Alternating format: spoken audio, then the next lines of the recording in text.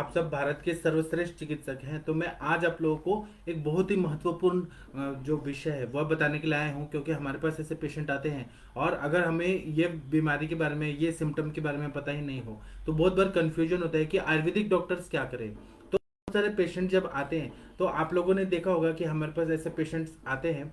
प्रणाम सभी लोगों को, मैं वैद्य अरविंद पाठक पुणे महाराष्ट्र से आप सभी लोग का स्वागत करता हूं। सभी को कोटि कोटि प्रणाम करता हूं। आज शाम का लेक्चर थोड़ा लेट हो गया क्योंकि मैं बाहर था, आने में थोड़ा लेट हो गया, तो ट्रैफिक की वजह से, तो उसके लिए मैं क्षमा प्रार्थी हूँ, थोड़ा लेट हो गया। तो मैं आज आप लोगों को एक बहुत ही इंपॉर्टेंट व्याधि और सिम्टम्स इसके बारे में बताने के लिए आया हूँ कि बहुत बार ऐसा होता है कि पेशेंट कोई भी हमारे पास सो के अचानक उठता है या फिर बैठ के उठता है तो उसको ना चक्कर आने लगता है, उसमें उसका बीपी जो है वो कम हो जाता है। तो ऐसे कंडीशन में क्या करना चाहिए, बहुत बार ये प्रश्न आता है आयुर्वेदिक डॉक्टर्स के पास। केवल हम लोग आयुर्वेदिक डॉक्टर है तो यही नहीं करना चाहिए कि जो लिखी हुई व्याधियां हैं, माधव निदान में 72 76 व्याधियां हैं, उस पे ही हम लोग चर्चा करें। आज के परिप्रेक्ष्य में भी हमें हर व्याधि और हर लक्षण के बारे में जानकारी होनी चाहिए और उसके बारे में विचार होना चाहिए। मैं जो भी अभी बता रहा हूँ ये हमारे आदरणीय गुरु जी वैद्य समीर जमदग्नि सर जी के मार्गदर्शन पे उन्होंने नोट्स बनाए और वो मतलब वह मैं आप लोगों को बताने के लिए आया हूँ, क्योंकि हमारे सर जो हैं वो हमें ये सिखाते हैं कि मॉडर्न की भी व्याधियाँ या मॉडर्न सिम्टम्स अभी जो आ रहे हैं उस पे भी हमें आयुर्वेद के हिसाब से चिंतन करना चाहिए और चिकित्सा देना चाहिए। नहीं तो अगर ऑर्थोस्टैटिक हाइपोटेंशन के पेशेंट आए हमारे पास, मतलब इसमें ऐसा होता है कि लोग ना सो के अचानक ही उठ रहे हैं या बैठे बैठे ही काम कर रहे हैं, लैपटॉप पे काम कर रहे हैं, आजकल आईटी सेक्टर में ऐसा हो रहा है, या बैठे बैठे अचानक उठते हैं तो चक्कर आने लगता है। तो इस पे क्या आयुर्वेदिक क्या चिकित्सा करना चाहिए, तो इसको हम अच्छे से एनालिसिस करेंगे, समझेंगे। मैं सर के नोट से ही बताऊंगा। ये मेरा तो कुछ ऐसे मेरा पर्सनल है, मेरे सर का ही है, लेकिन सर ने जो सिखाया है वह मैं आप लोगों तक वो सारा नॉलेज शेयर करने के लिए आया हूँ। जब ऑर्थोस्टैटिक हाइपोटेंशन होता है ना तो इसको पोस्चरल हाइपोटेंशन में कहते हैं। इसमें जो ब्लड प्रेशर है वो डायस्टोलिक और सिस्टोलिक जो है वो 20-20 यूनिट कम हो जाता है। नॉर्मली हम लोग ब्लड प्रेशर देखते हैं तो 120/80 होना चाहिए, ये मीन वैल्यू निकाला है पूरी दुनिया में। यहाँ पर क्या हो जाता है कि पोस्चरल जो हाइपोटेंशन होता है, हाइपोटेंशन मतलब कम हो जाता है, ऑर्थोस्टैटिक मतलब पोस्चरल हाइपोटेंशन मतलब अचानक सो के उठने के बाद ना ब्लड सर्कुलेशन ब्रेन में उतना नहीं हो पाता है, इतना फास्ट नहीं हो पाता है। उसका कुछ मेडिसिन का भी साइड इफेक्ट हो सकता है, मेडिसिन का इम्पैक्ट की वजह से, मॉडर्न मेडिसिन के इम्पैक्ट से हो सकता है, या फिर एज के रिलेटेड या डिजीज रिलेटेड भी हो सकता है, वो हम लोग अभी देखेंगे। लेकिन अगर ऐसे पेशेंट आए तो इसमें हम लोग बीपी अगर नापते हैं तो हम नापते हैं, पेशेंट अपने खुद ही नपवा लेते हैं, तो 120/80 होना चाहिए ना, तो इसमें 20 यूनिट कम होता है, तो कभी कभी 90/60 ऐसे आता है, कभी कभी 100/60, 100/60 ऐसे mm/Hg जो होता है उतना मतलब मिलता है। तो ये हाइपोटेंशन में क्या होता है, डिजीनेस होता है, बहुत ज्यादा चक्कर आता है, बहुत ज्यादा अंधेरा छा जाता है आंखों के आगे, जिसको हम तमा प्रवेश बोलते हैं। ब्लड सर्कुलेशन नहीं हो रहा है तो चक्कर आने लगता है, सिर घूमने लगता है, तो और आंखों के आगे अंधकार छा जाता है। तो इसको हम लोग इस तरह से देखते हैं। इसी तरह से कभी कभी वो पेशेंट बेहोश भी हो जाता है, फेंट हो जाता है पूरा। और इसमें ये रहता है कि कुछ सेकंड के लिए रहता है, चक्कर आ रहा है, अंधेरा छा रहा है या बेहोश हो रहे तो कुछ सेकंड के लिए होता है या कुछ मिनट के लिए होता है कि अचानक ही ब्लड सर्कुलेशन ब्रेन तक नहीं जा रहा है। इसको हम वात पित्त कफ के हिसाब से भी देखेंगे, अभी सोचेंगे। मतलब मेरे सर के जो नोट्स है उससे मैं बताऊंगा, लेकिन आप लोगों को ये बहुत ही इंपॉर्टेंट है ये जानना। और ये तो आप लोगों ने देखा भी होगा, सुना भी होगा, खुद भी कभी कभी ऐसा देखा होगा कि आप लोग बहुत पढ़ाई कर रहे हैं और पढ़ाई करते करते करते करते बीएमएस के टाइम पे बहुत ज्यादा पढ़ाई करना पड़ता है, तो अचानक ही पढ़े पढ़े फिर अचानक उठने के बाद बीपी कम हो जाता है और अंधेरा छाने लगता है। खाए पिए नहीं रहेंगे तो भी हो जाता है कि केवल पढ़ाई कर रहे हैं और फिर अचानक उठने पे ऐसा हो जाता है। इसके कॉजेज अगर देखेंगे तो इसका हम लोग देखेंगे तो आयुर्वेद के हिसाब से देखेंगे तो पुरुषम पुरुषम विक्षम वा, हर पुरुष और हर पुरुष की प्रकृति अलग होती है, अग्नि अलग होता है, दोष दोष्य अलग होता है और उसका मेंटल कंडीशन अलग होता है। तो इसीलिए यह नॉर्मली क्या रहता है, 90 to 90/60 mm/Hg मर्कुरी, इतना ब्लड प्रेशर पाया जाता है उसी टाइम पे। बाद में वो नॉर्मल हो सकता है, लेकिन उस टाइम पे जब उसको फेंटिंग होने लगता है, डिजीनेस आने लगता है और चक्कर आने लगता है बहुत ज़्यादा, और बहुत ज़्यादा लिथार्जी फील होने लगता है, फिर उसके बाद में लाइट हेडेडनेस मतलब सिर जो है हल्का कुछ अलग ही लाइटनेस होने लगता है कि सिर में कुछ है ही नहीं, जान ही नहीं है, ऐसा फीलिंग होने लगता है। और फिर इसमें हम लोग देखते हैं तो 3 टाइप के हाइपोटेंशन ऐसा मॉडर्न साइंस में बताया है। एक तो बताया है कि ऑर्थोस्टैटिक हाइपोटेंशन, जिसमें क्या होता है कि खाना खाने के बाद, पोस्टपैरेंडियल, या फिर ऑर्थोस्टैटिक हाइपोटेंशन, खाना खाने के फिर उठने के बाद, बहुत देर से खाना खा रहे हैं, उठने के बाद एक होने लगता है, या फिर पोस्टरल मतलब खड़े सो के उठने के बाद एक ही होने लगता है। दूसरा क्या होता है कि बहुत ज्यादा अगर खून चला जाए, मतलब बहुत ज्यादा रक्त मोक्षण हो जाए, इंजुरी हो जाए, ब्लड लॉस बहुत ज्यादा हो जाए और शॉक की कंडीशन में आ रहा है, उसमें भी हाइपोटेंशन हो जाता है। सडन हाइपोटेंशन जो रहता है उसमें क्या होता है, सीवियर हाइपोटेंशन रहता है, ये बहुत देर तक रह सकता है। इसमें ब्लड लॉस एक कारण हो सकता है।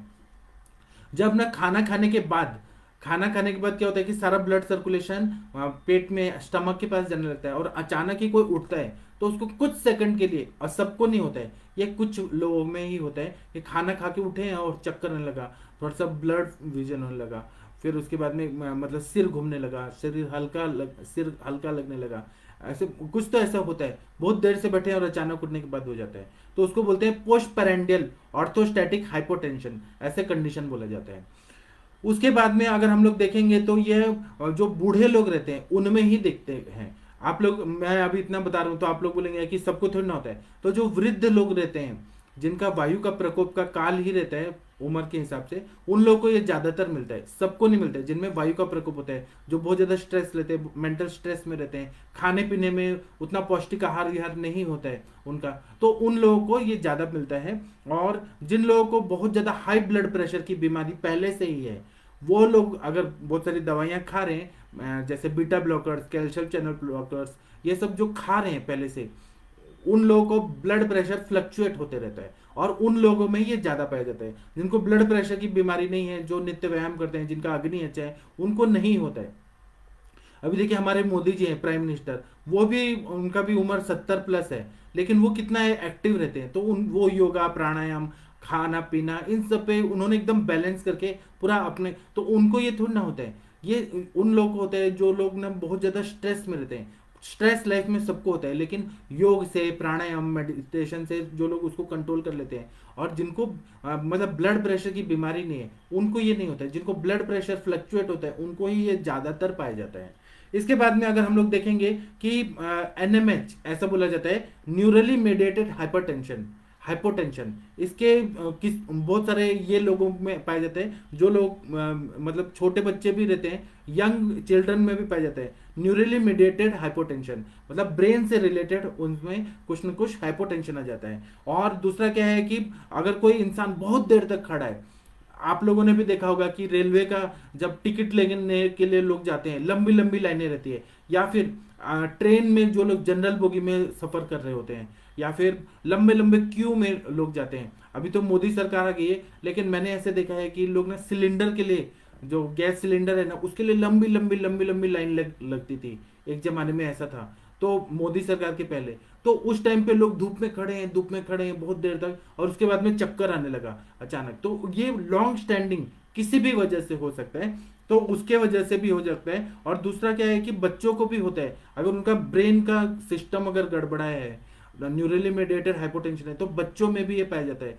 अभी आप लोगों ने ये भी देखा होगा कि, मतलब मैं अपना एक्सपीरियंस बताता हूँ कि जब मैं स्कूल में जाता था, तो हमारा जो स्कूल था ना, वो यहाँ पे पुणे में इंडियन एयरफोर्स का जो केंद्र विद्यालय वहां पर होता था।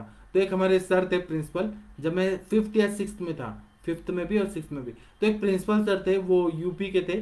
तो वो क्या होता था कि प्रेयर जो असेंबली का टाइम होता था ना, तो कभी कभी 1-1 घंटा लेक्चर देते रहते थे, तो कभी कभी सेकंड पीरियड तक वो हमारा मिस हो जाता था, सेकंड पीरियड मिस हो जाता था। वो जब इसमें आते थे ना, तो वो बोलते ही रहते थे, बोलते ही रहते थे, और धूप चढ़ जाती थी। और कभी कभी ऐसे बुधवार का दिन होता था, तो हम लोग व्हाइट ड्रेस पहन के जाते थे, पीटी होता था उस दिन मतलब हाफ डे के बाद हमारा क्लासेज होता था, लेकिन पूरा सुबह से दोपहर तक, लंच टाइम तक पीटी होता था। तो वो उस दिन ज्यादातर आते थे, और वो कभी कभी लंबा लंबा लेक्चर लेने लगते थे कि बच्चों को ऐसा करना चाहिए, बच्चों को ये होना चाहिए। और वो इतना भी बोलते थे कि माओ को साड़ी पहन के ही आना है, बच्चों को छोड़ने के लिए सूट पहन के नहीं आना है। उस टाइम की मैं बात बोल रहा हूँ, ये आज की बात नहीं बोल रहा हूँ, ये 1989-90 की बात बोल रहा हूँ। तो उस टाइम पे वो लेक्चर देते थे ना, तो बच्चे जो थे वो खड़े हैं, कुछ बच्चे खाना खा के आए, कुछ नहीं खाना खा के आए, तो धूप लगने की वजह से बच्चों को चक्कर आने लगता था। और कम से कम ना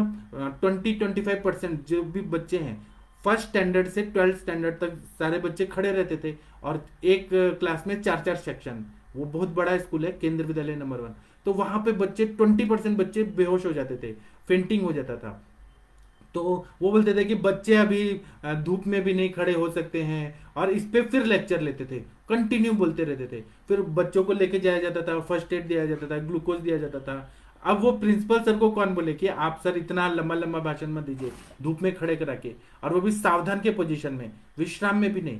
तो तो फिर इससे होता था, विश्राम करा के भी करा दिया कभी किसी ने, मतलब हमारा स्कूल कैप्टन था उसने विश्राम करा के भी कर दिया, तो खड़े बच्चे कितना रहेंगे धूप में। कोई खा के आया, कोई नहीं खा के आया, सुबह सुबह स्कूल जाना पड़ता था। तो ये बच्चों में भी होता है। कहने का मतलब ये है कि अगर धूप में ज्यादा रहे तो उसमें भी लो ब्लड प्रेशर हो जाता है, और इसमें भी फेंटिंग होता है, सर में बहुत ज्यादा। मुझे भी एक बार हुआ था, मतलब मुझे लाइफ में एक ही बार हुआ है, वो सर का लेक्चर हो रहा था और मुझे भी ऐसे चक्कर आया। और फिर मुझे फिर वहाँ के हमारी जो क्लास टीचर मैडम थी, उन्होंने पानी पिलाया, ग्लूकोज खिलाया, तो फिर मुझे जान में जाना है। और मैं भी ऐसे जाने लगा, तो मुझे सांस फूलने लगा और चक्कर आके मैं गिर गया, नीचे ही गिर गया। ये एक बार मुझे हुआ है, और पूरा आंखों के आगे ऐसे अंधेरा छाने लगा था, पहले पीला पीला छाया फिर अंधेरा छाया। तो ये मुझे भी हुआ है। तो इसका मतलब ये है कि ऑर्थोस्टैटिक लॉन्ग स्टैंडिंग में जो लोग बीपी लो डाउन हो जाता है, मतलब बहुत ज्यादा खड़े रहते हैं, उनको भी ये पाया जाता है। तो और लड़कियों को तो बहुत ही ज्यादा होता था, क्योंकि लड़कियां उस टाइम पे खाना पीना नहीं खाती थी, तो उनका एचबी लेवल भी कम रहता था।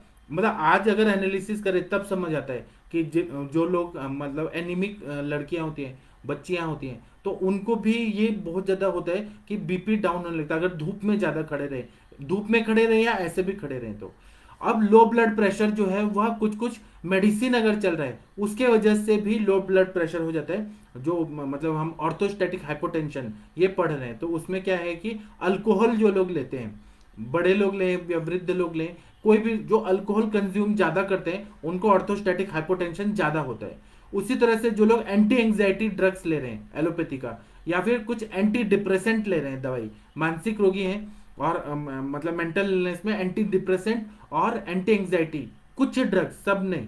उसी तरह से जो लोग डायूरेटिक्स लेते हैं, आप लोगों ने लैसिक्स और फ्रूसेमाइड वगैरह जो डायूरेटिक्स देखा है, तो वो लोग का भी जो ले रहे हैं उन लोगों को भी ये ज्यादा चांसेस बढ़ जाता है। इस तरह से कार्डियक मेडिसिन जो हार्ट मेडिसिन रहती हैं, जो लोग हाई बीपी के लिए मेडिसिन लेते हैं हैवी डोज में, मतलब बीटा ब्लॉकर्स हो गया, बहुत सारी दवाइयां रहती हैं उसमें, ग्रुप ऑफ मेडिसिन आप लोग को मालूम है। तो उसका अगर ब्लड प्रेशर की दवाइयां चल रही हैं, या कोरोनरी हार्ट डिजीज जो रहता है, तो उनमें भी कोरोनरी हार्ट डिजीज में भी ऑर्थोस्टैटिक हाइपोटेंशन ऐसा सिम्टम्स पाया जाता है। उसी तरह से और भी कुछ कंडीशन रहते हैं।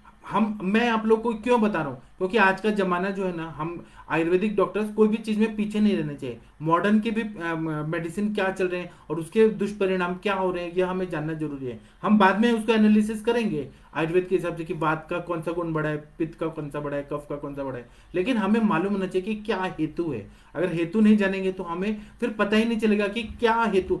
अब यहाँ मैंने बताया एंटी डिप्रेसेंट दवाइयां चल रही हैं, एंटी एंग्जाइटी ड्रग्स चल रहे हैं, और उसका वही हेतु है, और उसके वजह से ये हो रहा है, उसका साइड इफेक्ट की वजह से हो रहा है। तो हमें हेतु तो मालूम ही होना चाहिए। उसी तरह से कुछ और भी कारण होते हैं, जैसे एडवांस डायबिटीज हो जाता है। जो अगर डायबिटीज इंसिपिडस है या डायबिटीज मिलाइटस है, और उसमें बहुत ज्यादा फ्रीक्वेंट यूरिनेशन हो रहा है बार बार, और आयुर्वेद में भी हम लोग बोलते हैं कि आविल मूत्रता बहुमूत्रता, जिनको बहुत ज्यादा यूरिनेशन हो रहा है उन लोगों को ये ट्रिगर करता है ऑर्थोस्टैटिक हाइपोटेंशन। जो लोग बहुत ज्यादा एडवांस डायबिटीज हो गया है उन लोगों को ये होता है। उसी तरह से डायबिटीज की वजह से, मधुमेह की वजह से जो नर्व्स रहते हैं ब्रेन के, वह जो सिग्नल भेजना चाहिए ब्रेन में, जो ब्लड प्रेशर कंट्रोल करने वाले नर्व्स रहते हैं, उन पे अफेक्ट आता है। नर्व्स जो रहते हैं वो वीक हो जाते हैं या कमजोर हो जाते हैं, जो ब्लड प्रेशर को कंट्रोल करते हैं। तो आप लोगों ने डायबिटीज में भी देखा होगा कि पूरे शरीर में शिथिलता आ जाती है, नर्वस सिस्टम पे उसका प्रभाव पड़ता है, क्योंकि वातजन्य बीमारी है।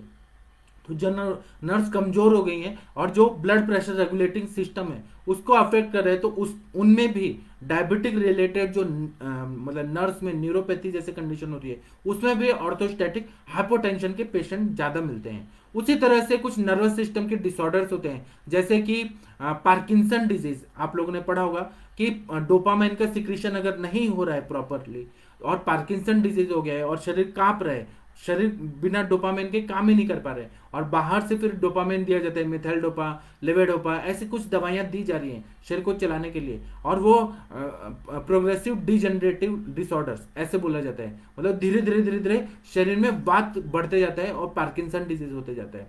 एलोपैथी में उसका परमानेंट क्योर नहीं है, वो डोपामाइन के सप्लीमेंट्स दिए जाते हैं एलोपैथी में। तो ये आयुर्वेद में बात का ही सारे सिम्टम्स है। उसमें भी अगर पेशेंट पार्किंसन के पेशेंट है वो अचानक खड़े होंगे, ज्यादा स्टैंडिंग करेंगे, तो उनको भी ऑर्थोस्टैटिक हाइपोटेंशन हो जाता है, लो बीपी के कंडीशन आ जाती है। इसी तरह से मल्टीपल सिस्टम एट्रोफी जब रहता है, जिसको श्रैड ड्रैगर सिंड्रोम बोलते हैं, जिसमें पूरे सिस्टम्स में एट्रोफिक चेंजेस आते हैं, इसको भी वायु के प्रकोप की वजह से शोष बोलेंगे, मल्टीपल सिस्टम एट्रोफी ऐसा हो रहा है, सब सूख रहे सारे सिस्टम्स।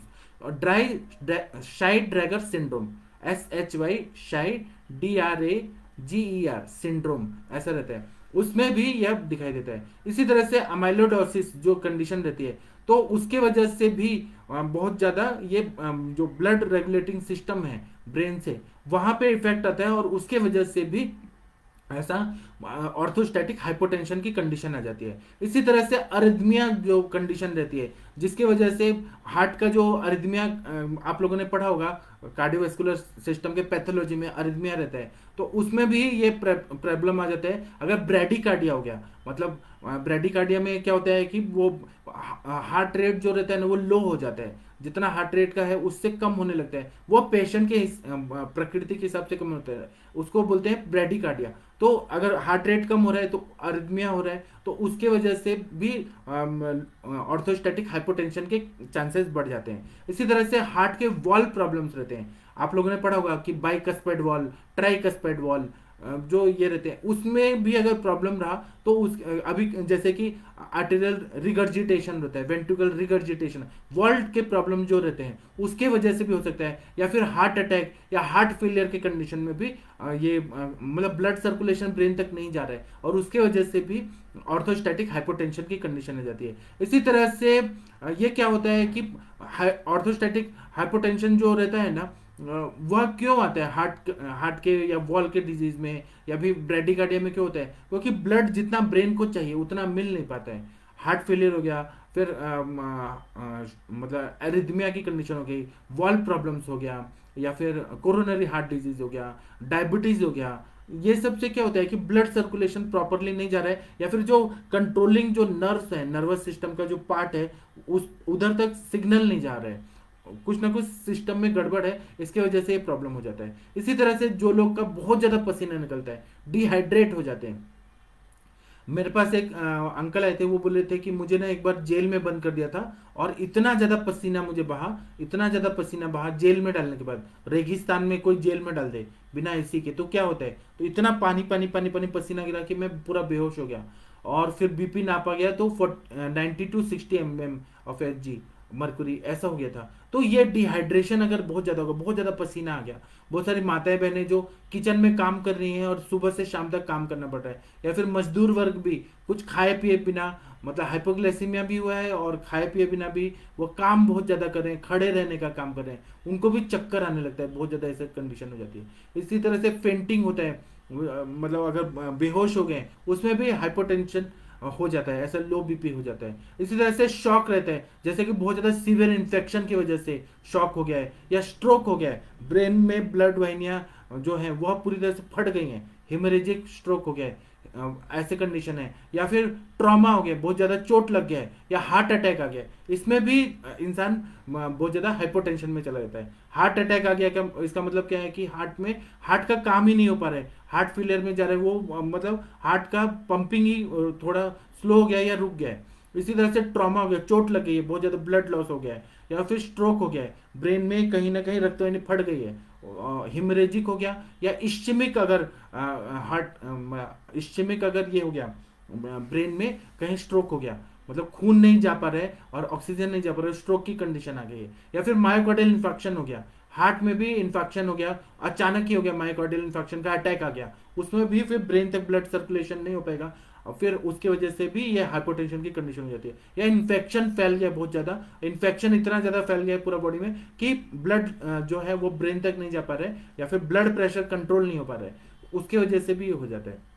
अब इसके सिम्टम्स क्या रहते हैं, लक्षण क्या रहते हैं कि कोई भी इंसान अचानक खड़ा हो जा रहा है तो उसको चक्कर आता है, उसको ना कुछ दिखाई नहीं देता है, उसको सर एकदम हल्का हल्का लगता है और सर घूम रहा है, इस तरह से कंडीशन आ जाती है। इसी तरह से दिखाई देना जो है ब्लरी ब्लरी विजन होता है, आंखों के आगे धुंधला दिखाई देने लगता है। फिर कंफ्यूजन बहुत ज्यादा होता है, मतलब बहुत ज्यादा कंफ्यूजन होता है। अगर हाई बीपी रहता है, हाई बीपी में तो इरेलीवेंट टॉकिंग आ जाता है। मैंने ऐसे पेशेंट देखे हैं आईसीयू में कि जैसे कि 200 से ज़्यादा ज़्यादा हो गया, 250 ऐसा हो गया, और नीचे का भी वो बहुत ज़्यादा बढ़ गया, 150 से ज़्यादा हो गया, तो वहाँ पे इरेलीवेंट टॉकिंग करता है इंसान। लेकिन यहाँ पे लो बीपी है तो इसमें क्या होगा, कन्फ्यूजन की स्टेट रहेगी क्योंकि ब्लड सर्कुलेशन नहीं हो रहा है, तो कंफ्यूज रहेगा पेशेंट। इसी तरह से सिंकोप रहेगा, ब्लड सर्कुलेशन ना होके आंखों के आगे अंधेरा छा जाता है, सिर एकदम लाइट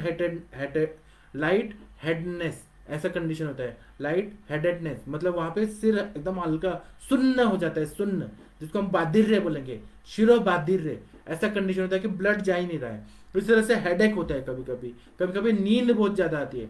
मेरे पास एक डायबिटीज के पेशेंट आए थे जो मेरे अरिष्ट सूचक लक्षण के थे, उनका ना शुगर लेवल इतना ज्यादा बढ़ गया था, इतना ज्यादा बढ़ गया था कि वो 24 घंटे में 20-22 घंटे तो सोते ही रहते थे। उनको जब भी उठाओ तो चक्कर ही इतना आता था, इतना चक्कर आता था, और डॉक्टर कुछ कर भी नहीं पा रहे थे, उनका बहुत इलाज किया गया, बाद में उनकी डेथ ही हो गई। वो मेरे पास आए, उनको उनके रिलेटिव, लेकिन वो बोले कि मैं दवाई नहीं खाऊंगा आयुर्वेदिक, लेकिन वो बात अलग है, उन्होंने नहीं खाया। लेकिन मैंने एक पेशेंट देखा था आज से मतलब मैंने 20 साल पहले देखा था। उसी तरह से किसी को वीकनेस आ जाता है, वीकनेस हो सकता है कि खाना पीना नहीं मिल पा रहा है या कोई बीमारी हो गई है, और बहुत सारे लोग होते हैं ना कि बेड पे बहुत दिन तक बेड पे सोए हैं और अचानक बीमार हैं बहुत दिन से, और अचानक जब उठते हैं तो उनको सर ऐसे ही होता है कि खून की कमी हो जाती है, जो लेटे लेटे रहते हैं बीमार रहते हैं बहुत ज्यादा, और उनको ऑर्थोस्टैटिक हाइपोटेंशन या पोस्चरल हाइपोटेंशन की कंडीशन आ जाती है। अब इसके कॉम्प्लिकेशंस क्या हो सकते हैं, अगर ये बार बार हो रहा है, बार बार हो रहा है और इसका मैनेजमेंट नहीं किया जा रहा है, तो ये शॉक हो जाता है, ब्रेन का कोई एरिया जो वो सुन्न पड़ जाएगा, इंसान बेहोश हो जाएगा। इसी तरह से वह चलते चलते गिर जाएगा तो उसको पूरा बेहोश हो जाएगा और गिर जाएगा, रास्ते पे गिर जाएगा, तो ये कॉम्प्लिकेशन हो सकते हैं। उसी तरह से अगर ये लो हाइपोटेंशन रहता है तो पूरे ऑर्गन्स में, जैसे हार्ट हो गया, किडनी हो गया, स्प्लीन हो गया, लीवर हो गया, वहां पे ऑक्सीजन सप्लाई नहीं हो पाता है, और उसके वजह से हार्ट में डैमेज भी होने का चांसेस रहता है, ब्रेन को डैमेज होने का चांस रहता है, ब्लड ही नहीं जाएगा, ग्लूकोज नहीं जाएगा, ऑक्सीजन नहीं जाएगा, तो brain, heart, kidney, liver, spleen सब डैमेज होने लगता है। मल्टीपल्स जो ऑर्गन फेलियर है वो भी हो सकता है, और कभी कभी अगर लाइफ थ्रेटनिंग हो जाता है तो फिर आईसीयू में ही उसको हमें मैनेज करना पड़ता है। अगर आईसीयू नहीं रहा तो फिर इंसान की मृत्यु होना निश्चित होता है। हाइपोटेंशन, मैंने एक पेशेंट इसमें देखा था इंटर्नशिप में, आरएस था, रूरल हॉस्पिटल, गवर्नमेंट का, एमबीबीएस का ही कॉलेज था, हॉस्पिटल था, मतलब एलोपैथी का ही था, हमारा उधर इंटर्नशिप चल रहा था 2002 में। तो एक पेशेंट आए, उनको किसी ने कुछ खाने में मिला दिया, कुछ जहर मिला दिया किसी रिश्तेदार ने, और वो पेशेंट का अचानक ही लो बीपी होते होते होते फिर वो लेके आए हमारे हॉस्पिटल में, तो हमारे मेडिकल ऑफिसर भी थे, हमारे सर थे, तो वहां पे बीपी नाप रहे हैं, पेशेंट बेहोश है, बीपी नाप रहे हैं, तो उसका 90/60, फिर उसके बाद में थोड़ी देर के बाद देख रहे हैं तो फिर उसके बाद में 70/50, ऐसे धीरे धीरे धीरे धीरे करके उसकी डेथ हो गई।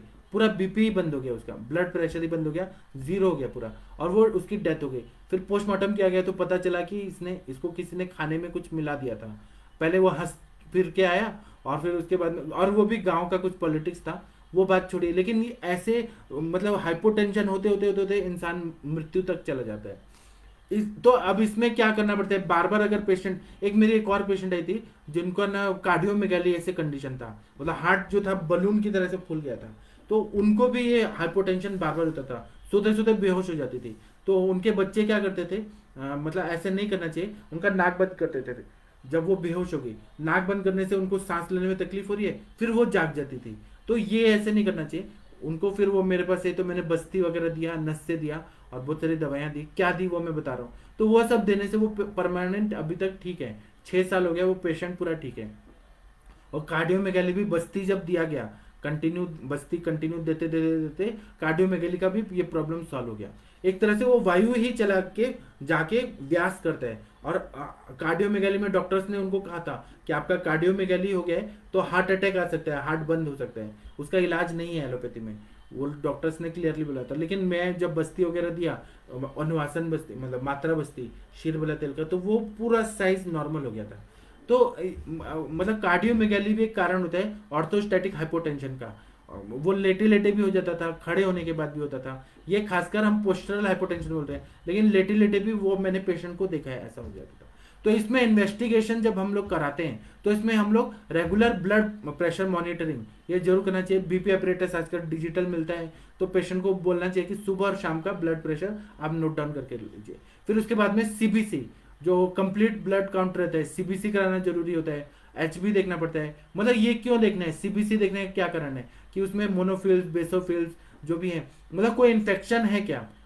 तो अगर मतलब लिम्फोसाइट, डब्ल्यूबीसी, प्लेटलेट, ये सब कितना है, अगर कोई इन्फेक्शन वाला पैथोलॉजी है तो उसका फिर ट्रीटमेंट हम लोग करेंगे। उसी तरह से हम लोग इसमें ईसीजी देखते हैं, तो ईसीजी से हमें पता चलता है कि आर्ट्रियल फिब्रिलेशन है क्या, या अरिथमिया की कंडीशन है क्या। अगर है तो उसका फिर ट्रीटमेंट करेंगे। उसी तरह से यूरिन एनालिसिस करना चाहिए कि यूरिन में कोई इन्फेक्शन है क्या, यूरिन का अल्कलिनिटी या एसिडिक ये नेचर है वो बढ़ गया है, कम हो गया है, यूरिन में आरबीसी जा रहे हैं क्या, या फिर डायबिटीज इंसिपिडस है क्या, या डायबिटीज मिलाइटस है क्या, ये हम लोग देखते हैं। इसी तरह से सीरम इलेक्ट्रोलाइट्स देखते हैं कि जैसे कि सोडियम कितना है, पोटेशियम कितना है, कैल्शियम कितना है, ये देखना बहुत जरूरी होता है। अगर इलेक्ट्रोलाइट्स का इम्बैलेंस है तो भी पेशेंट ऐसे ऑर्थोस्टैटिक हाइपोटेंशन में चला जाता है। इसी तरह से कैरोटिड वर्टिब्रल आर्टरी डॉपलर कराना चाहिए। कैरोटिड आर्टरी का जो रहता है, वर्टिब्रल आर्टरी का डॉपलर कराने से हमें पता चलता है कि वो प्रेशर क्या है, कोई ऑब्स्ट्रक्शन है कि नहीं। और डॉपलर तो बहुत ही आजकल सोफिस्टिकेटेड इन्वेस्टिगेशन हो गया है आर्टरीज को देखने के लिए। ठीक है, इतना होने के बाद फिर अगर मॉडर्न का आप लोगों को कराना है तो मॉडर्न का कराइए। और लेकिन मैं आयुर्वेद पॉइंट ऑफ व्यू से बता रहा हूँ। अब इसमें हम आयुर्वेद के चिकित्सा में आयुर्वेद बता रहा हूँ, हेतु और लक्षण सब मैंने मॉडर्न से बताया। मैं जो भी चिकित्सा बता रहा हूँ ये मेरे आदरणीय गुरुजी वैद्य समीर जमदग्नि सर के नोट्स हैं, और ये बहुत ही काम आते हैं। तो हम लोग आयुर्वेद में अगर देखते हैं तो व्यान वायु जो रहता है वह रस का विक्षेपण करता है। रस और रक्त जो पूरे शरीर में परिभ्रमण कर रहा है तो व्यान वायु की वजह से ही होता है। और इसमें रस धातु और रक्त धातु का इन्वॉल्वमेंट रहता है। रस धातु का मूल स्थान क्या है तो हृदय बताया है, और रसवाहिनी धमनियां बताई है। तो यहाँ पर हमें व्यान वायु जो रहता है उसका चलत्व जो रहता है, चल गुण जो रहता है ये कम हो जाता है जब हाइपोटेंशन होता है, लो ब्लड प्रेशर होता है। तो इसका मतलब कॉमन सेंस की बात है कि चल गुण है जो वो कम हो जाता है, और उसकी वजह से वहां पे जो ब्लड सर्कुलेशन मस्तिष्क से जा रहा है वो चल गुण कम होने की वजह से फिर चक्कर आने लगता है, भ्रम होने लगता है, फिर उसके बाद में आंखों के आगे अंधेरा छाने लगता है, फिर शरीर ऐसे शिरोबद्धिरता मतलब सिर में शून्यता आने लगती है, कुछ समझ नहीं आता, कंफ्यूजन होता है, आंखों के आगे कुछ भी दिखाई नहीं देता है। तो इसमें चल गुण जो बढ़ा हुआ है वायु का, तो उसको किसने रोका है तो जो कफ का मंद गुण है उसने रोक दिया है। मंद गुण कफ का भी विकृत हो गया है और वायु का चल गुण भी विकृत हो गया है। कफ का जो मंद गुण है वह ज्यादा बढ़ जाता है और वह वायु को स्त्रोतोरोध कर रहा है, मतलब वायु का जो गति है उसका चल गुण को वो हैम्पर कर रहा है, कम कर रहा है। क्योंकि मंद गुण कफ का, अब कफ भी सर्कुलेट होना चाहिए, वायु भी सर्कुलेट होना चाहिए, पित्त भी सर्कुलेट होना चाहिए, लेकिन यहाँ पे मंद गुण जो है बहुत ज्यादा बढ़ गया है और वह रास्ता रोक रहा है, ऑब्स्ट्रक्शन कर रहा है, संग कर रहा है, स्त्रोतोरोध कर रहा है। इसी तरह से कफ अगर दोष देखेंगे तो पृथ्वी और जल महाभूत प्रधान रहता है, और पृथ्वी और जल महाभूत ज्यादा बढ़ जाते हैं। और वही, और ये हम लोग आम के उससे कोरिलेट करेंगे, आम भी बढ़ गया है, अग्निमंदता भी हो गई है, पृथ्वी और जल मतलब अम्ल धर्मता शरीर में बहुत ज्यादा बढ़ गया है, और वह क्या कर रहा है कि वायु के गति को मतलब रोक रहा है, वायु को चलने नहीं दे रहा है, इसलिए वायु का चल गुण जो है वो कम हो गया है। तो ट्रीटमेंट ऐसा रहना चाहिए कि वायु का चल गुण को बढ़ाना है और कफ का मंद गुण जो है उसको शमन करना है, और चल गुण को बढ़ाया, अग्नि को प्रदीप्त करना, दीपन पाचन ये सब चिकित्सा करना चाहिए। इसी तरह से अगर हम लोग देखेंगे कि रक्त धातु जो है रक्त धातु जो है वो उष्ण है, आग्नेय है, उसका हमेशा ये रहता है कि वो पृथ्वी की तरफ जाए, ग्रेविटी की तरफ जाए, मतलब मुझे ये कहना है कि ग्रेविटी की तरफ जाए, मतलब ब्लड जो है वो नीचे की तरफ जाना चाहता है। और इसकी वजह से क्या होता है कि ब्लड पैरों से सर्कुलेट होकर फिर ऊपर जाता है, वो तो हार्ट पंप कर रहा है इसलिए ऐसा हो रहा है।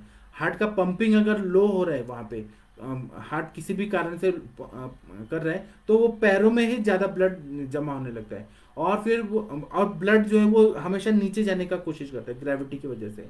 तो इसके वजह से क्या होता है कि हार्ट को जो पंपिंग मिलके, जो हार्ट को जो ब्लड सर्कुलेशन है वह कम मिल जाता है। जब ऑर्थोस्टैटिक हाइपोटेंशन की कंडीशन रहती है तो इसमें हार्ट पंप स्लो करता है, ब्लड जो नीचे गया है उसको ऊपर उठाने में, पंप करके ऊपर खींचने में हार्ट को मुश्किल हो रही है। तो उसके वजह से जो वेनस रिटर्न है, वेन से जो नीचे से ऊपर आने वाला ब्लड है वो बहुत स्लो हो जाता है, और ये एक तरह से व्यान वायु की विकृति यहाँ पे दिखने लगती है। व्यान वायु का चल गुण जो है वह बहुत ज्यादा कम हो जाता है, वहां पे वात का क्षय होने लगता है। मैं आप लोगों को शीर्ण गुण जो है, शीर्ण गुणों की चिकित्सा वो भी मैं आप लोगों को कभी बताऊंगा। अभी यहाँ पे देखिए कि वात का शीर्णता ये होता है, और आपने वात के शीर्ण लक्षण जो देखे होंगे वाग्भट में भी, उसमें बोला है कि मूढ़ संज्ञता, अल्पवाक, ऐसे कंडीशन बताइए कि इंसान कम बोलता है, और फिर मूढ़ संज्ञता रहती है। सेम चीज यहाँ पे हाइपोटेंशन में यही चीज बताया, जो आयुर्वेद के ऋषि मुनि उन लोगों को सब मालूम था, इसलिए शीर्णवात के उन्होंने लक्षण वाग्भट में दोष वृद्धि अध्याय में बताया। उसी तरह से ऑर्थोस्टैटिक हाइपोटेंशन जो रहता है ना, वो बॉडी के नेचुरल प्रोसेसिंग जो रहता है उसको भी बहुत ज्यादा तकलीफ दे देता है। तो इसीलिए व्यान वायु को ठीक करने का हमें कोशिश करना चाहिए। इसमें हम लोगों को क्या करना है कि, और दूसरा बात है कि रस क्षय भी हुआ रहता है, रस क्षय के भी सिम्टम्स में हाइपोटेंशन में दिखते हैं। तो हमें चिकित्सा करना है तो व्यान वायु को बैलेंस करने वाला चिकित्सा करना है, रस धातु का जो क्षय हो गया उसको ठीक करने वाली चिकित्सा करना है, कटु रस का प्रयोग करना है। कटु रस क्यों? क्योंकि यहाँ पे अग्नि का दीपन, अग्नि और आम का पचन करना बहुत जरूरी है। ये आम और कफ ये जो है एक जैसे ही है, इनकी एफिनिटी रहती है। जैसे कि मैं एक एग्जांपल से बताता हूँ कि जो कश्मीर के जो आतंकवादी हैं, कश्मीर के आतंकवादी है, तो वो लोग का माइंड जो है वो ब्रेन वॉश किया है पाकिस्तान ने, तो वो लोग जल्दी से जल्दी ये बन जाते हैं, टेररिस्ट बनने के चांसेस उनके बढ़ जाते हैं। तो वैसे ही जो कफ है, कफ है और आम है एक दूसरे के एफिनिटी, क्योंकि पार्थिव और पृथ्वी और आप महाभूत से दोनों बनते हैं कफ और आम, तो इसीलिए ना उनकी एफिनिटी रहती है कफ दोष की। यहां पर हमें कटु रस देना है जो कफ का भी शमन करे और आम का भी शमन करे।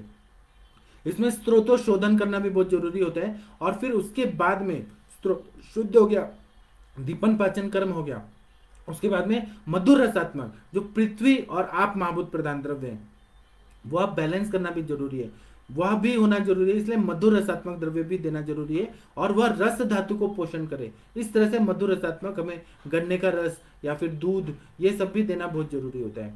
इसी तरह से कटु रस जो रहता है वह क्या करता है कि कफ का आवरण, कफ को वो पूरी तरह से बैलेंस करता है, आवरण स्त्रोतोरोध जो कफ ने किया है, आम का पचन करता है, इसलिए कटु रस देना चाहिए। और मधुर रस जो रहता है वो वात और पित्त इन दोनों को बैलेंस करता है। तो इस तरह से फिर ट्रीटमेंट पूरी हो जाती है। अब इसमें कुछ कषाय कल्पना दिया जाता है ऑर्थोस्टैटिक हाइपोटेंशन में, हमारे सर जी ने बताया ऐसा देने से आप लोगों को भी फायदा होगा। हेतु तो समझना ही पड़ेगा आप लोगों को, हेतु संप्राप्ति समझना पड़ेगा, लेकिन एक गाइडलाइन, गाइडलाइन की आप कभी घबराए नहीं कि नए प्रैक्टिशनर है या ऐसे पेशेंट पहली बार है तो हमें क्या देना चाहिए, क्या क्या दे सकते हैं। पुरुषम पुरुषम विक्षम वाद जो ये बताएं वो तो हमें देखना ही है, लेकिन कुछ कुछ दवाइयां मैं बता देता हूँ। तो इसमें लशुनादि कषायम या रसोनादि कषायम 60 ml सुबह 60 ml शाम को अगर दे दिया जाए, तो सुबह शाम देने के बाद, खाने के बाद अगर दे दिया जाए तो इससे ऑर्थोस्टैटिक हाइपोटेंशन में बहुत अच्छा फायदा होता है। इसी तरह से लहसुन लहसुन शीर कषायम 60 ml सुबह 60 ml शाम को, और खासकर शाम को तो जरूर देना है लहसुन शीर कषायम, इसको देने से भी बहुत अच्छा फायदा होता है। इसके बाद में जब हमने दीपन पाचन कर दिया लहसुन आदि कषायम वगैरह से, और आम पचन के लिए आप आरोग्यवर्धनी, अगर रसकल्प यूज करना है आरोग्यवर्धनी, फिर स्वर्ण सुद शेखर, फिर उसके बाद में कामदूधा, फिर उसके बाद दाढ़ी मस्तक चूर्ण, हिंगवाष्टक चूर्ण, ऐसे चूर्ण जो दीपन पाचन आपने कर दिया। उसके बाद में फिर मधुर रसात्मक द्रव्य देना है तो मृद्विका कषायम जो मनुका से बनाया जाता है, किशमिश से बनाया, मृद्विका कषायम देना है। बलामूल शीर कषायम देना है, थोड़ा दूध इसलिए डाला है कि थोड़ा बल भी प्राप्त हो, रस धातु को भी पोषण मिले। द्राक्षादि शीर कषायम, फिर शतावर्यादि शीर कषायम या शतावर्यादि शीरपाक या द्राक्षादि शीरपाक या बलामूल शीरपाक। बलामूल जो है ना, नागबला, वो क्या करते हैं, उदान वायु को बहुत ज्यादा प्रेरणा देता है, व्यान वायु को भी ताकत दे देता है। तो उदान, व्यान और प्राण, इन सबको जब ताकत मिलता है ये द्रव्यों से, तो मृद्विका कषायम या बलामूल शीरपाक या द्राक्षा शीरपाक या शतावर्यादि शीरपाक, इस ये कितना देना है, तो 45 ml सुबह, 40 ml शाम को। या फिर आप इसको बढ़ा सकते हैं, अग्नि प्रदीप तो 100 ml तक भी दे सकते हैं सुबह शाम। तो इससे बहुत अच्छा ऑर्थोस्टैटिक हाइपोटेंशन में फायदा होते हुए देखा गया है। इसी तरह से इसमें हम लोग कटु रसात्मक जो दीपन पाचन के लिए द्रव्य देते हैं, तो चूर्ण कल्पना में अगर हम लोग देंगे तो 3 ग्राम की मात्रा में पिपली चूर्ण का प्रयोग करते हैं, या त्रिकटु चूर्ण का प्रयोग करते हैं, या पंचकोल चूर्ण का प्रयोग करते हैं, या त्रिउष्ण चूर्ण का प्रयोग करते हैं जो दीपन पाचन कार्य करता है। इसी तरह से महा एलादि चूर्ण का प्रयोग करते हैं, या लवंग का चूर्ण का प्रयोग करते हैं, या श्रृंग बेरादि चूर्ण, मतलब जो श्रृंगवेर जो रहता है उसको शुंठी बोलते हैं, शुंठी आदि चूर्ण जो रहते हैं उसको 2-2 ग्राम सुबह शाम खाने के बाद गर्म पानी के साथ अगर दे दिया जाए, या अजमोदा दे दिया, अजवाइन दे दिया, यह सब क्या करता है, दीपन पाचन कार्य करता है, बहुत अच्छा फायदा होता है। इसी तरह से कुछ स्वरस कल्पना में अदरक स्वरस अगर 5 ml सुबह शाम दे दिया जाए तो इससे भी दीपन पाचन हो जाता है, आम का पचन होता है, कफ का जो मंद गुण बढ़ गया है उसको ये बैलेंस कर देता है, वायु की गति अच्छी होने लगती है। इसी तरह से कुछ गुटी कल्पना है, जैसे लशुनादि वटी है, कस्तूरी गुलिका है, फिर अन्न भेदी सिंदूरम करके एक दवाई आता है, इन सब का प्रयोग अगर हम लोग करते हैं सुबह शाम तो बहुत अच्छा फायदा हो जाता है। इसी तरह से रस औषधियों में बहुत सारी दवाइयां हैं, जैसे कि आप लोगों ने चंड मारुतम नाम की दवाई सुनी होगी, यह मतलब हमारे महाराष्ट्र में और साउथ इंडिया में बहुत चलता है। चंड मारुतम शायद नॉर्थ इंडिया में लोगों को मालूम नहीं होगा। 50 mgm सुबह, 50 mgm शाम को, 50 मिलीग्राम शहद के साथ देते हैं। यह 3 दिन, हफ्ते में 3 दिन ही देना है, एक दिन देना है, फिर एक दिन गैप, फिर एक दिन देना है, फिर ये चंड मारुतम देने से बहुत अच्छा फायदा होता है। फिर उसके बाद में अयवीरा सिंदूरम करके एक दवाई आता है, 50 to 100 mgm सुबह शाम देते हैं, शहद के साथ खाने के बाद देते हैं, इससे भी ऑर्थोस्टैटिक हाइपोटेंशन ठीक होता है। ये द्रव्य क्या है, सहस्त्र योगम नाम के पुस्तक में बताया है, मैं इस पर कभी लेक्चर लूंगा तो मैं आपको बताऊंगा कि इनका कार्य किस तरह से होता है। फिर इसके बाद में ब्रह्मानंद भैरव रसम करके एक दवाई आता है, एक गोली सुबह शाम देने से फायदा होता है। फिर सिद्ध मकर ध्वज और स्वर्ण मालिनी वसन, एक गोली सुबह शाम देने से, ये ऑर्थोस्टैटिक हाइपोटेंशन की कंडीशन है जहाँ पे रस क्षय हुआ है, वात का चल गुण कम हो गया है, कफ का मंद गुण बढ़ गया है, स्त्रोतरोध हो गया है, और उसकी वजह से लो बीपी हो रहा है, उसमें बहुत अच्छा फायदा होता है। इस तरह से लेह कल्पना जो रहती है, ब्रह्म रसायन सुबह रसायन काल में अगर दे दिया जाए, सुबह उठने के बाद ब्रह्म मुहूर्त में ब्रश करके 5 से 10 ग्राम तक अगर दे दिया जाए और शाम को भूखे पेट दे दिया जाए, तो ब्रह्म रसायन से भी ऑर्थोस्टैटिक हाइपोटेंशन में बहुत अच्छे रिजल्ट आते हैं। इस तरह से शुंठी लेहम, शुंठी से बनाया हुआ जो लेह रहता है वो दीपन पाचन भी करता है और रसायन का भी कार्य करता है, तो उससे भी बहुत अच्छा फायदा हो जाता है। घृत कल्पना में हिंगू सर्वचलादि घृतम जो है, जो गुल्म रोगाधिकार में बताया, हिंगू सर्वचलादि घृतम या लशुनादि घृतम, ये दीपन पाचन भी करता है, अग्नि को प्रदीप्त करता है, आम का पाचन करता है, वायु का चल गुण को बैलेंस करता है, बढ़ा देता है, और कफ के मंद गुण को कम कर देता है, इससे अच्छा फायदा होता है। इस तरह से अरिष्ट कल्पना में द्राक्षारिष्ट है, अर्जुनारिष्ट है, दशमूलारिष्ट है, मृद्विकारिष्ट है, सारस्वतारिष्ट है, ये 45 ml सुबह, 40 ml शाम को अगर खाने के बाद देते हैं तो बहुत अच्छा फायदा होता है। इसी तरह से रसायन में पिपल्यादि रसायनम, द्राक्षादि रसायनम, कस्तूरी कल्प रसायनम, ये सब का प्रयोग करते हैं। और एक हमारे सर और बताते हैं, आप लोगों को मैंने बहुत बार बताया कि नारदिया लक्ष्मी विलास लेना है, 10 गोली को पीस के और 1 लीटर बिस्लरी के पानी में डाल देना है और उसको पूरी तरह से मिक्स कर देना है। बिस्लरी का पानी खराब नहीं होता है, तो वो लेना है और 50 ml सुबह, 50 ml शाम को खाने के बाद दे देना है, और वह देने के बाद 100 स्टेप्स चलना है रोज, शतपावली जो बोलते हैं, 100 स्टेप चलना है। तो इससे ना लो बीपी के पेशेंट में बहुत अच्छा फायदा होता है। या फिर लो बीपी के जो पेशेंट है, ऑर्थोस्टैटिक जो पोस्चरल हाइपोटेंशन वाले पेशेंट है, उनको हमें प्राणायाम कराने से फायदा होता है। आसन, मेडिटेशन, सूर्य नमस्कार, और प्राणायाम के अलग अलग प्रकार होते हैं, आप लोग को मालूम है, तो वह सब भ्रामरी वगैरह करके अनुलोम विलोम अगर वगैरह करे तो वो सबसे भी बहुत अच्छा फायदा होता है। और पेशेंट को स्ट्रेस से रिलीफ करना बहुत जरूरी है। अगर पेशेंट बहुत ज़्यादा स्ट्रेस में है और उसको फिर वो मतलब नींद पूरी नहीं हो पा रही है, बहुत ज़्यादा सोच रहा है, चिंत्याति चिंतनात् रस धातु की दृष्टि बताए, तो वह रस धातु को ठीक करना है, तो इसमें हमें मतलब काउंसलिंग करना बहुत जरूरी है। सत्वावजय चिकित्सा, दैव वैपाश्रय चिकित्सा, ये सब का बहुत ज़्यादा महत्व रहता है। तो मैंने आप लोग को बताया। और एक और चीज़, इसमें ऑर्थोस्टैटिक हाइपोटेंशन रहता है ना, तो आरोग्यवर्धिनी वटी 2-2 गोली सुबह शाम दे दें, खाने के बाद दूध के साथ और घी के साथ दें। दूध 1 गिलास और घी 1 चम्मच डाल के दें। और खाने के पहले ये दे दें चंद्र प्रभावटी, खाने के पहले 2-2 गोली सुबह शाम दे दें। तो उससे भी ऑर्थोस्टैटिक हाइपोटेंशन में बहुत अच्छा फायदा होता है। इसी तरह से योगेंद्र रस का भी बहुत अच्छा फायदा होता है।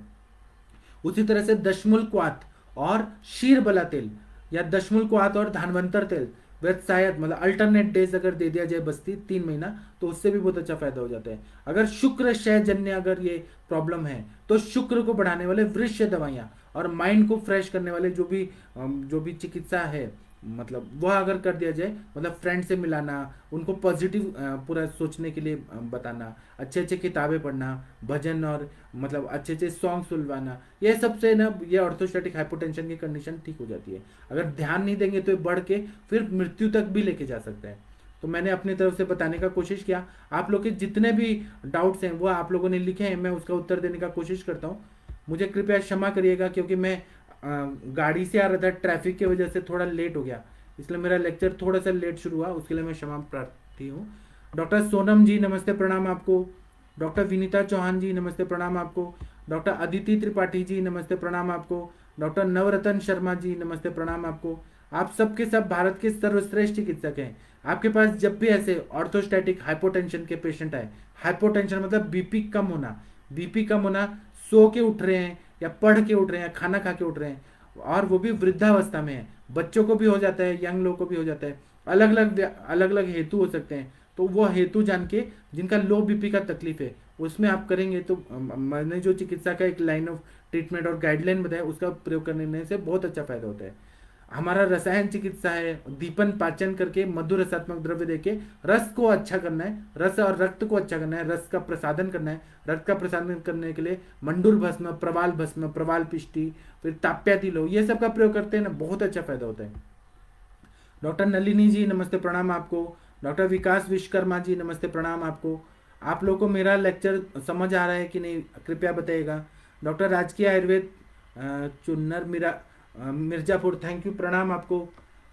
इसमें आपका नाम नहीं लिखा है, मैं आपको पहचान नहीं रहा हूँ। डॉक्टर जयदेव सिंह जी नमस्ते प्रणाम आपको। डॉक्टर पूजा भावसार मैम नमस्ते प्रणाम आपको। आप लोगों को मेरा लेक्चर कैसे लगा कृपया अपना जरूर मत बताइएगा। डॉक्टर रवि कुमार सिंह जी नमस्ते प्रणाम आपको। क्या है ना, कॉलेजेस में ये सब बताया नहीं जाता है। डॉक्टर रवि जी नमस्ते प्रणाम आपको। डॉक्टर सुवर्णा जी नमस्ते प्रणाम आपको। डॉक्टर गंगवार सर जी नमस्ते प्रणाम आपको। डॉक्टर सरोज मिश्रा जी नमस्ते प्रणाम आपको। डॉक्टर शुभा मिश्रा जी नमस्ते प्रणाम आपको। डॉक्टर दिनेश चंद्र जी नमस्ते प्रणाम आपको। डॉक्टर बलविंदर सिंह जी नमस्ते प्रणाम आपको। आप सबके सब भारत के सर्वश्रेष्ठ चिकित्सक हैं। आप लोग जरूर देखिएगा, हम लोग जो 7 बजे की क्लास होती है, हर रोज एक नया टॉपिक आता है, हर रोज। ऐसा नहीं है कि हम एक ही चीज को बार बार वही बता रहे हैं, क्योंकि व्याधियां इतना ज्यादा है और टाइम कम रहता है कि हमें बहुत सारी व्याधियां पढ़नी है। पढ़ने में किताब खोलेंगे फिर उसके बाद सोचेंगे, उससे अच्छा कि पढ़ा दो। मैं अब जो भी पढ़ाता हूँ ये मेरा नॉलेज नहीं है, मतलब मेरे को मेरे गुरुजी ने सिखाया है, वो सारे नोट्स मेरे गुरुजी के हैं, वही मैं देख के, क्योंकि मैं इतने साल उनके पास रहा हूँ, फिर मैं अपने प्रैक्टिस में भी अप्लाई किया, तो इस हिसाब से मैं आप लोगों को बताता हूँ। डॉक्टर सविता जी नमस्ते प्रणाम आपको। डॉक्टर ऋतुश्री जी नमस्ते प्रणाम आपको। डॉक्टर अभिलाषा जी नमस्ते प्रणाम आपको। डॉक्टर अरविंद जी नमस्ते प्रणाम आपको। वैद्य अवंतिका सिंह जी नमस्ते प्रणाम आपको। डॉक्टर आकांक्षा जी नमस्ते प्रणाम आपको। डॉक्टर कंचन जी नमस्ते प्रणाम आपको। डॉक्टर संजय जी नमस्ते प्रणाम आपको। डॉक्टर मुनीश शर्मा जी नमस्ते प्रणाम आपको। आप सबके सब भारत के सर्वश्रेष्ठ चिकित्सक हैं।